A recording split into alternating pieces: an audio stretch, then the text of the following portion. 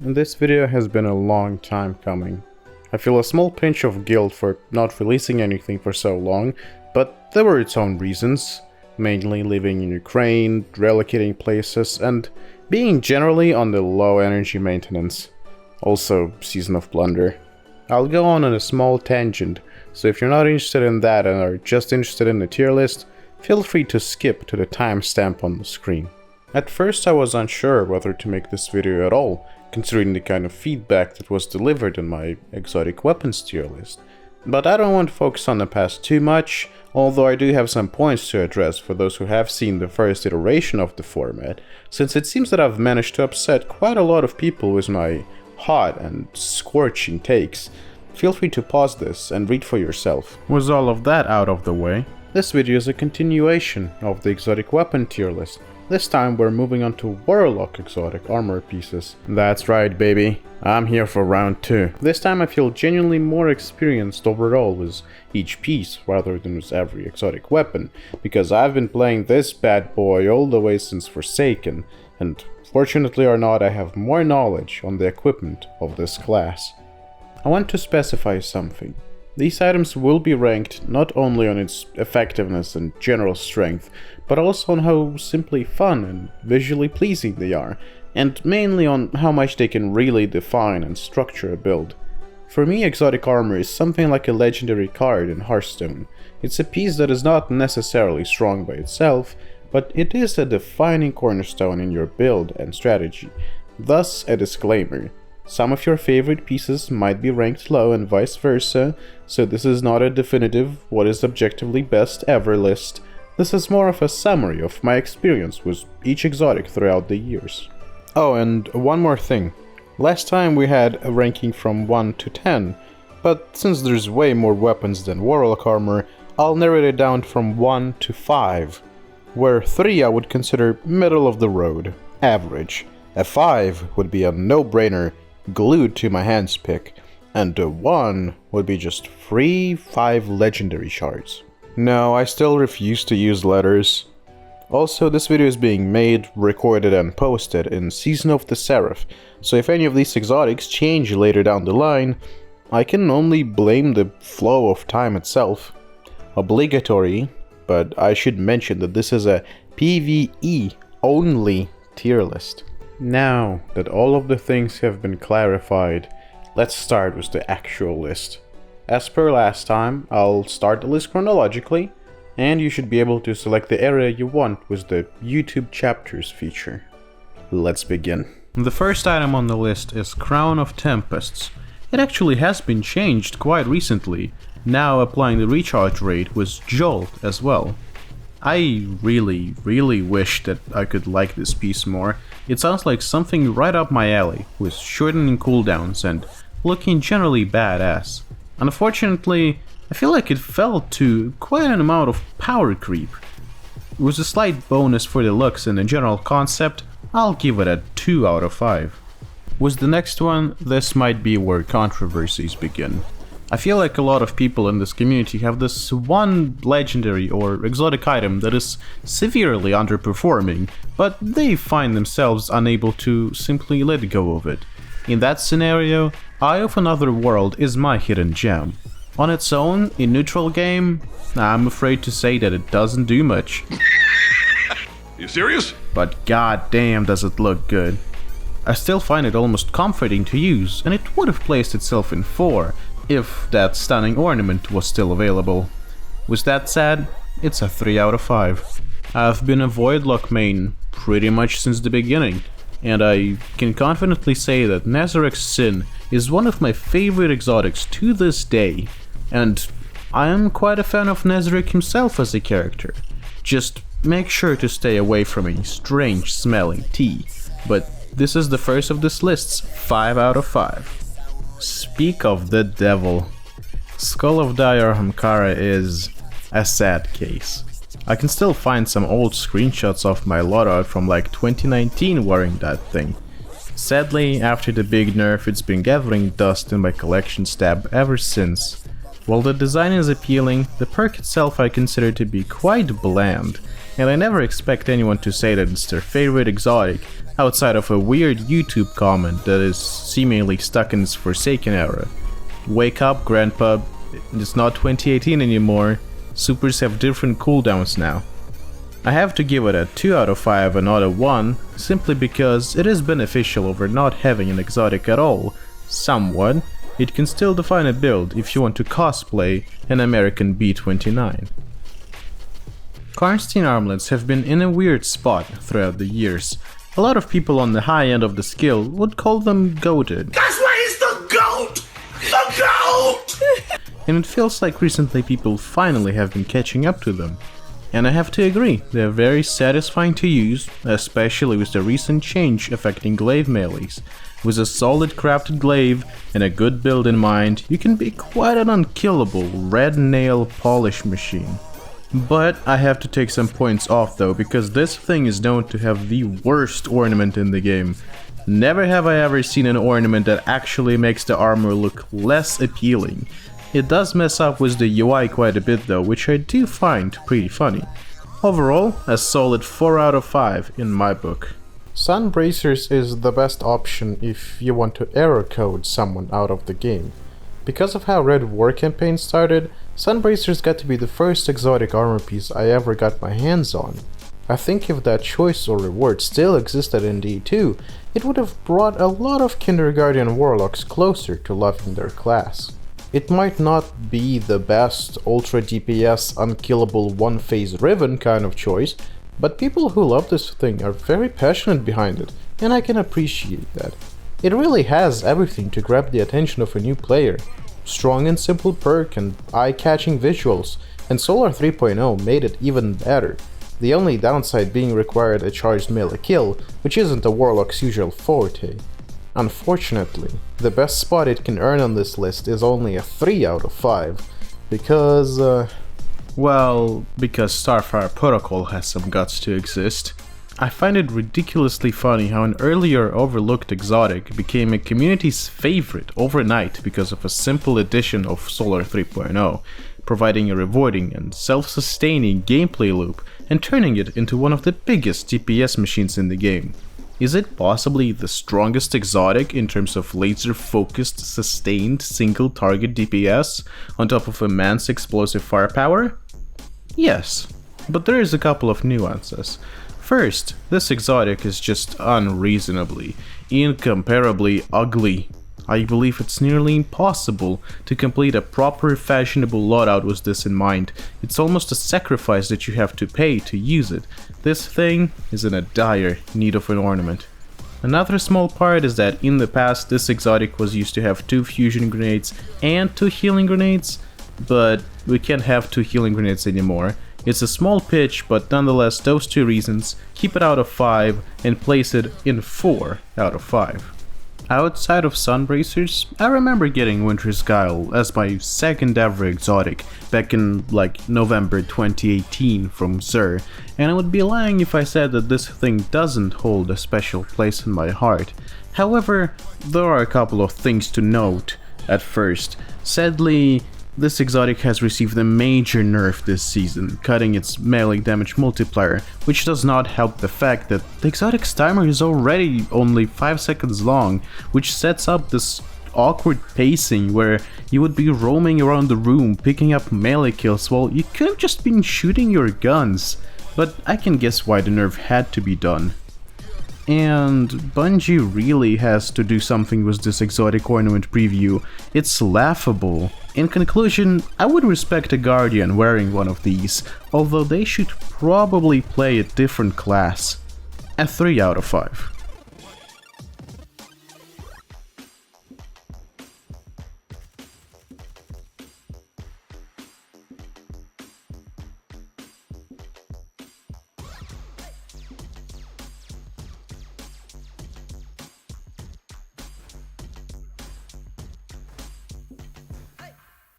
With this season pass exotic Manticore, it's funny to look back at Wings of Sacred Dawn now that my opinion on airborne effectiveness has cemented quite a bit. This is your best option in the game if you wish to be a glorified piñata. I've played enough Soldier with Space Jumper in TF2 to know that holding midair for an extended period of time is a bad idea, unless you want to update someone's skill tracker values. Not even great looks can save it. A 1 out of 5, straight up. I see 2 exotics, baby. Let's go. This is my celebration. 2 exotics, baby. Let's go. Alright, let's go. I'm done. Lunafactions bring some fond memories, and while it's been a staple in the Warlock community over the years, even after its deserved auto-reload change, Lunafaction Boots really is an exotic you equip to deal damage to a raid boss slightly faster, and you don't really use it outside of anything else, besides a couple of PvP exceptions. I really wish it wasn't as one-sided as it currently is, but knowing Bungie, the only buff I can see it getting is having a slight increase to airborne effectiveness while standing in a healing rift or something. A 3 out of 5 at the very best. This one is going to spark a lot of debate, and frankly, I'm all for it. First of all, I want to give credit where credit is due. The exotic provides a healthy boost to general neutral game and gunplay in both PvP and PvE, while also maintaining a solid level of drip. Now, the best way I can summarize them is that in their simplicity and accessibility comes a reason to use them on steady, everyday basis, but they're not necessarily build-defining, and I'm very much a build-oriented RPG style kind of person. Every time I think of using transversive steps, I end up using something else. I can understand the appeal behind it, especially for the PvP and the speedrunning community. Even though I participate in neither, it increases the sprint speed by 5.3%, and in a world of well skating, I find that to be a bit redundant. Now feel free to write your caps locked comment, because I'm putting this in a 2 out of 5 on my personal tier list.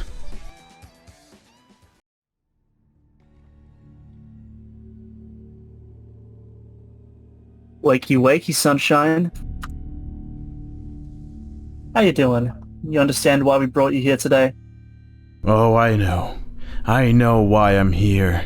I'm here because you all are being lied to, understand? Right, sure, okay. Well, I'm Deputy Dipnuts, and this is my partner, Sergeant Sugma. We're here to interrogate you here today on a few key pieces of information that we've discovered about some troubling behavior of yours now. At this point, deniability is out the window. We already know that you were there, and we have far more evidence than you could possibly think. Right now, your best bet is just going to be to tell me everything that you know. You don't want to make my partner over there upset. Oh, so free speech is considered a crime now? Being a prophet of warlocks is considered a crime? Let me tell you, Aztecross, Dado, Fallout Place, they all have it wrong. They're all liars, false prophets. I am the only one that knows the truth about transversive steps, and I'm not gonna be your hostage. Partner, if you will. Google, give me this guy's balls. No, you can't do this to me. No.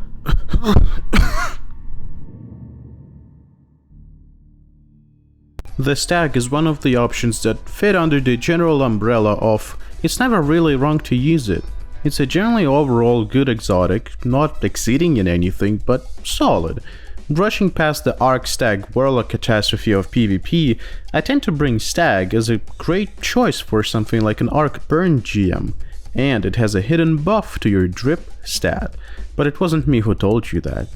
It's a deserved 3 out of 5.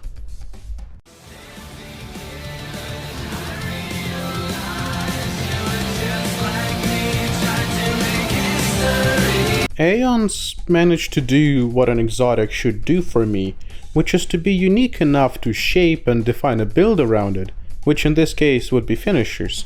While in a general patrol area they tend to be a bit of an overkill, they are a lifesaver on ammunition in high-end level content like GMs, and make my life so much easier. Now you might say, what about the other two modes?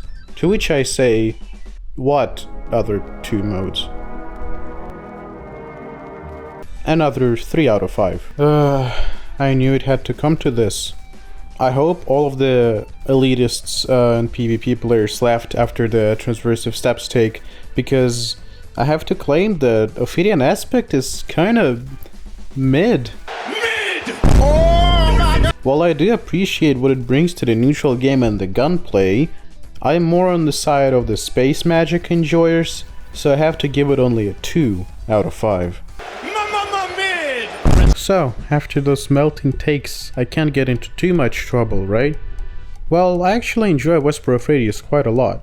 The Shock does a surprising amount of damage, and the Exotic has one of the best ornaments in the game in my opinion. A lot of people pair it with the Stasis aspect, but for me it fits an Arc loadout quite well. Unfortunately, I still don't use it nearly as much to put it in a 3 spot, so it shall remain in 2 out of 5. It would have been a 3 if the Rift's animation was faster, to be honest. Come on, I don't have all day. With Warmind coming up, wow, this expansion has some underwhelming stuff to say the least. Starting with Sanguine Alchemy, genuinely I had to reread what it even does for the video, and I can't say that I'm impressed. My main gripe with it is the following: I don't really use rifts either way because of how slow and stagnant the mechanic may be at times. And with this thing you're just supposed to stand at one place for 30 seconds in a game so highly focused on evading, dodging and movement? I'll pass. And with high recovery on a Warlock, the cooldown of the rift is not even that long. And that's sad because otherwise the exotic looks really good. It's a 1 out of 5, but that's generous. The most badass part about Apotheosis Veil is the name, and that's it, really. This is the most sad and miserable way of getting 5 legendary shards. I've been staring at this part of the script for 10 minutes now trying to come up with something to say about this, and I'd be bold enough to say that in terms of possible stats and fashion, some legendary helmets outpace this piece of gear. This is a 1 out of 10. Most helmets protect the mind from the universe, not this one. Yeah, my mind certainly isn't protected, because this thing is causing me brain damage. Plaza Hamkara is a weird hill that people are willing to die on. From what it seems, you either love it or hate it, and I can't say that I love it. I've never been a fan of exotics that just give you a second something. The only exception being Nothing Manacles and Osmiomancy gloves, but that's because they're more than that and provide some additional depth. It also takes quite more effort to build into a melee-focused loadout on a Warlock than on other classes like Titan. It looks okay, it doesn't have any ornaments. I'm sorry, it's another 1.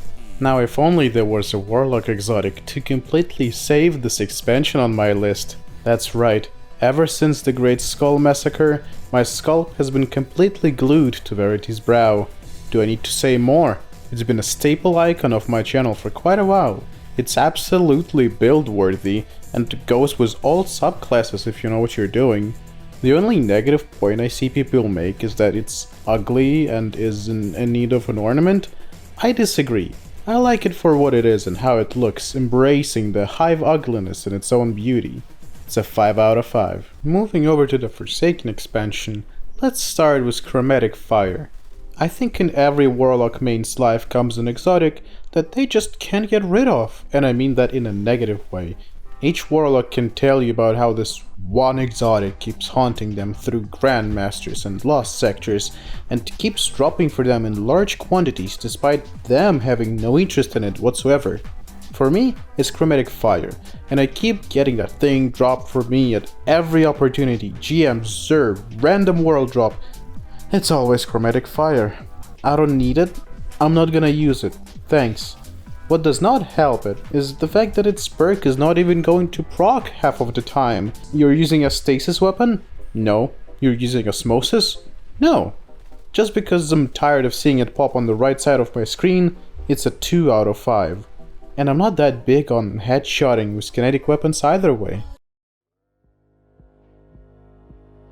Man, I am so ready to be done with this stupid, dawning Witch Queen World Triumph. I've searched so many chests and done so many public events. I think I'm just only a couple away from finally getting Star Baker. Oh! You do not want to open that chest. What? What the fuck? Who are you? You do not want to open that chest, my friend. I'm here on behalf of Vanguard. Something terrible has happened to the chests. Specifically for Warlocks that are looking to finish the Witch Queen campaign. You do not want to open it. On behalf of Vanguard? Do you hear how you sound? Why would I not open this one chest? What bad can it do for me? No, you Did you- don't want to do this. Did you not see? Did you not see the secret tweet from DMG's Twitter account? Okay, now you're speaking nonsense. DMG retired. He has no affiliations with Bungie anymore. Why would he tweet out anything? Huh? Look, DMG has a secret second Twitter account. He's posted some pretty alarming information. We're here on behalf of the Vanguard to relay it to people who might be opening these chests. It's gonna be terrible for you if you do. Oh, hell no, not when I'm this close. Try to stop me now. Listen, buddy, we're gonna have to put you away by force. No! Wait, what? No, not another one.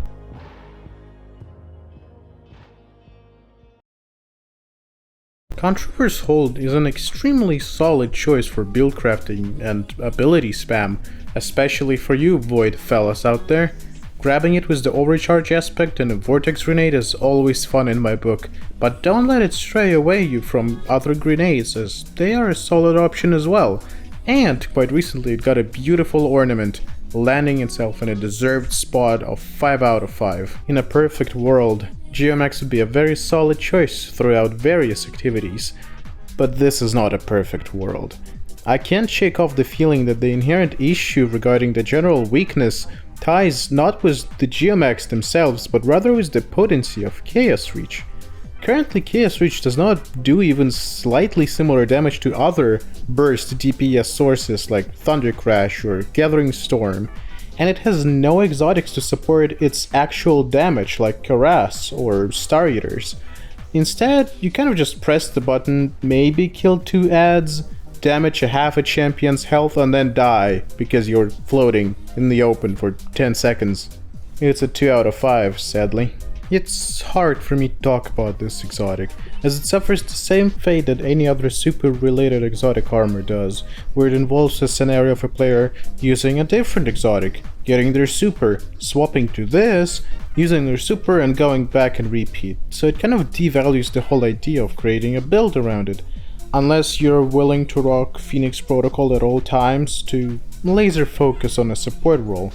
The one thing Phoenix does right is providing incredible consistency. While there are other valid support options like Boots of the Assembler or Lunafaction Boots or even Stag, in very harsh terms Phoenix cuts your super recharge by half, which can be useful in some niche cases if you're fighting for attrition rather than a big burst of DPS on the boss.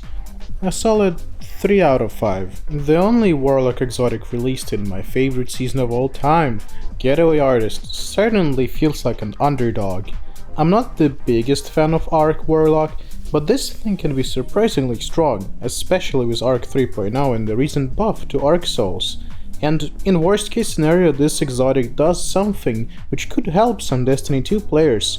It finally plays the game for you, and it gives you a friend. That deserves a 4 out of 5. Up next is Astrocyte Verse. In my opinion, one of the best looking armor pieces in the entire game. This thing needs no ornament, and I would consider myself a blink enthusiast, and not only your blink is further and has a lower cooldown, it also gives a bit more forgiving window to blink twice within the same jump distance. Just know that if you see one rocking this thing in PvP, run. These fellas are scary. A 3 out of 5.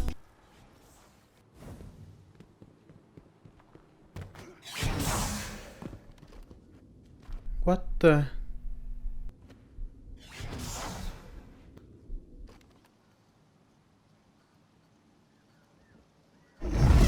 Moving over to the Shadowkeep here, I've actually grown quite fond of Stormdancer's Brace recently. It provides a healthy return to your super energy and damage increase, and comes with a spicy ornament. I do tend to use it when I go on a Storm Dancer Warlock, but in current time it is rare, and it just looks nice. However, roaming supers have not been so hot for a while now, and they are not really necessary for ad clear or anything else. So, because of its possible potential, it's a 2 out of 5. Bro, what were they thinking?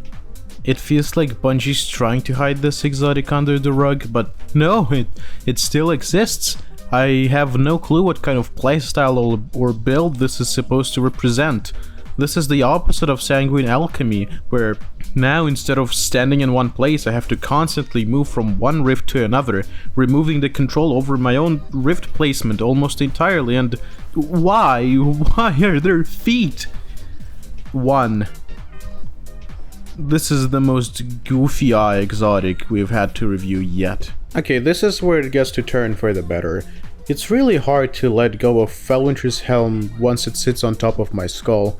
If you're the type of person that changes their subclass and mods every activity and doesn't really have a defined build in mind and mostly relies on neutral game and gunplay with just a little bit of spice, Felwinter is a really solid option in low-end and high-end PvE activities, and it also looks quite well and has amazing lore behind it. It's another 5 out of 5 for me. Listen, man, no matter how much burn or scorch damage I can potentially do, I will not be using Dawn Chorus.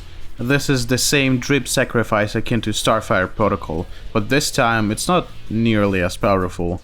It's also known as an exotic that doesn't really exist thanks to the collections bug. Another 1 out of 5. Man, what I would give to be able to wear 2 exotics just to see how ugly I can make myself with this and Prometheum Spurs. How do I look, yellow man? Dude, you have balls on your face. Necrotic Grips is a really interesting case to look at. Necro Grips users give off a vibe of never unequipping either Osteostriga or Thorn, and being slightly disappointed that we have received Strand instead of the tinfoil hat theorized corruption/poison subclass.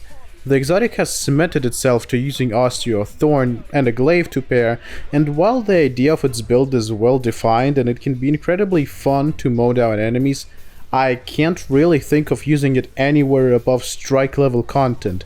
It is a lot of commitment for something that in the end is just using a kinetic SMG or a hand cannon, which in the current age of shields and match game is a bit suboptimal, where it's really only available against large swarms of red bar ads, but do you really need a kinetic primary exotic to deal with those? And to those corruption preachers, I'm sure if you tag Bungie on Twitter just one more time, they'll add it as a final subclass in the final shape, because that's exactly how it works. A 2 out of 5.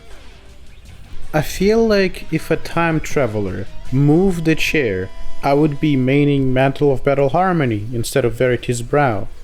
Sadly, this is another victim to the drip police, seemingly.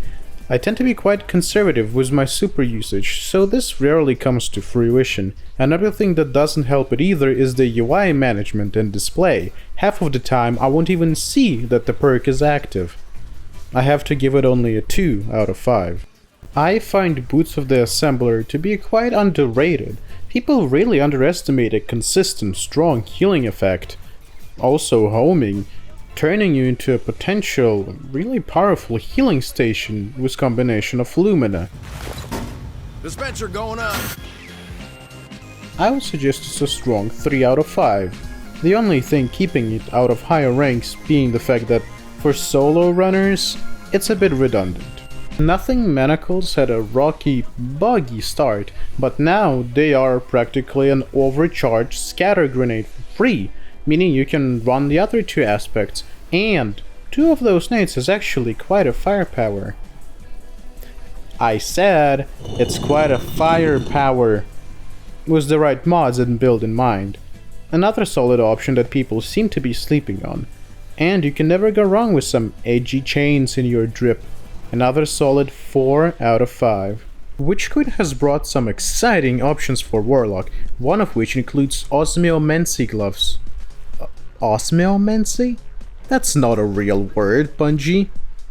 Anyway, it took them a bit, but now we have a dedicated stasis build exotic, and it's been a staple since release, to be quite fair. With some careful build crafting and appropriate pacing and gameplay loop, you can have up to 4 or 5 stasis turrets online. Sadly, even that won't fabricate a strong enough illusion that you have a friend group. A 4 out of 5.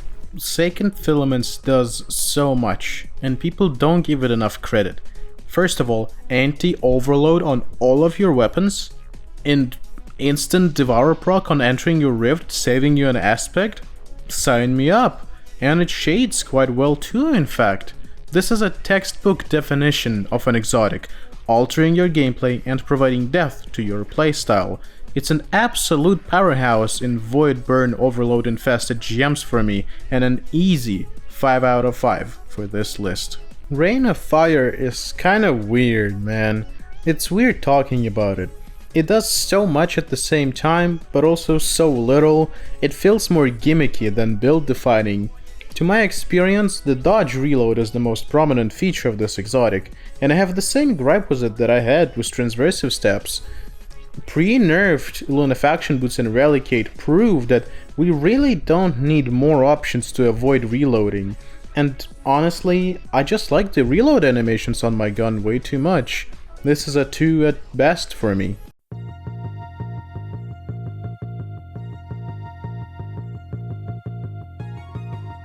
Coming to the end of this list, it's a Fallen Sun Star. Mainly because Season of the Seraph didn't bring any new exotics.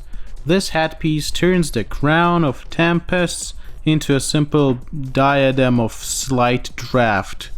If you're an enjoyer of shock therapy, then this one is for you, turning ability spam to the next level. Unfortunately, I'm not a big fan of Arc Lock generally, so I have to place it only at a 3 out of 5, but at the very least for the great drip it provides. And now we're here, at the end of the tier list. I respect you if you stayed all the way through the video, and if you just scrolled through my hard work just to see the final result, well, here you go. This is Jill. This is my lady Amy. Little Susie. Brianna. You know why we call her Brianna, right? No.